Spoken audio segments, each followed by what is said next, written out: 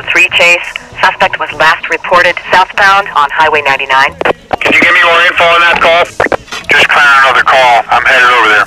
Closing fast on a vehicle that matches the description. That reported party? All units go to condition 2. Piled into a rig, stand by! I'm gonna try to get in front of this guy, slow him down. Together 16, 10 point clear with the pursuit.